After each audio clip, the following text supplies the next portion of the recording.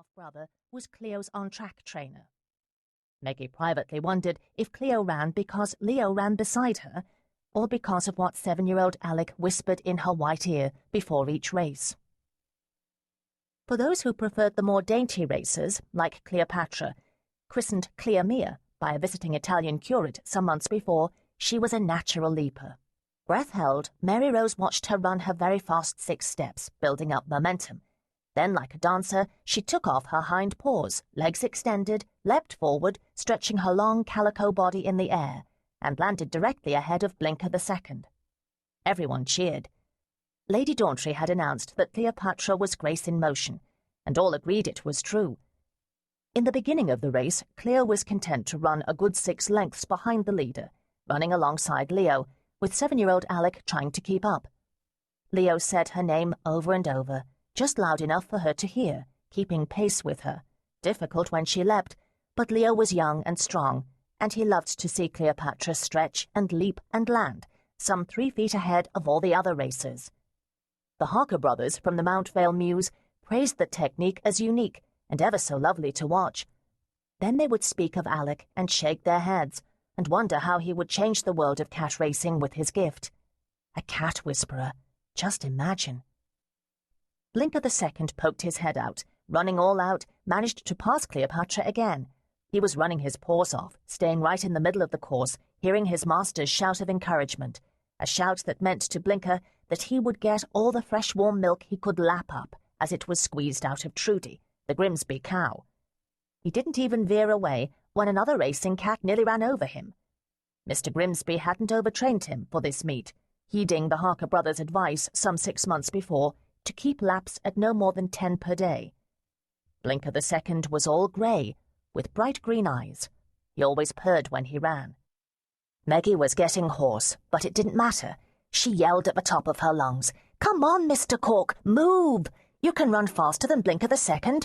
Look at that delicious trout Max is waving for you. Just you smell that tangy flavour." Mr. Cork was serious now, running so fast his legs were a blur, his golden paws barely skimming the dry dirt course.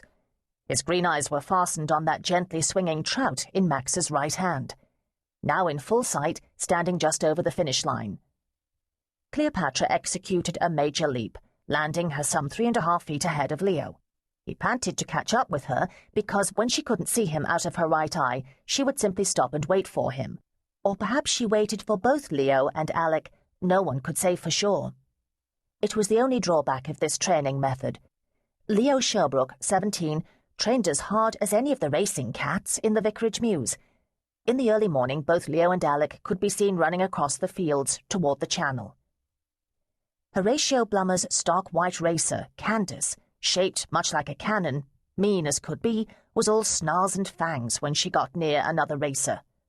Those racers who didn't move away from her quickly got bitten hard on the rump. Candace was running fairly well today, snarling with every step. Just plain mean. That was what Mr. Blummer said proudly of Candace. She didn't need any bribes to make her run hard. Mr. Cork paused just an instant to snarl back at her, before, tail stiff in the air, he sprinted past her. Mr. Goodgame's Horace, 10 years old now, but still game, a small joke always repeated by Mr. Goodgame, was long and skinny, and looked like a white and grey spotted arrow flying through the field of racers. Mr. Goodgame had attached a flag to Horace's fat white tail, and it waved madly in the breeze. It showed 2 cats standing on their hind legs, holding crossing swords, the words beneath, "Lève et reluis." Translated, arise and reillumine. A beautiful sentiment, surely, but not entirely understood by the locals. They were nearly to the 3/4 mark.